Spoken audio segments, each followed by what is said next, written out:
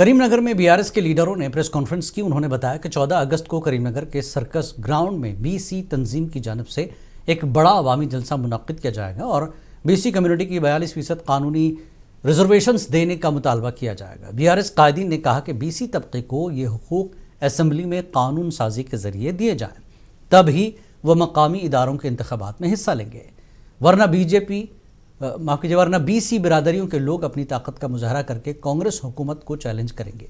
इस मौके पर गंगुला कमलाकर, श्रीनिवास गौड़ और मधुसूदनाचारी समेत दीगर ने भी खिताब किया।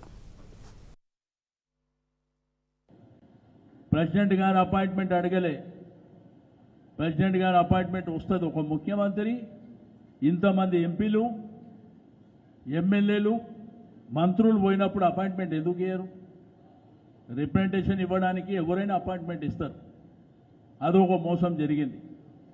ఆ బీసీల మీటింగ్కి వచ్చి కేసీఆర్ గారిని, కేటీఆర్ గారిని తిట్టడానికి, నరేంద్ర మోడీని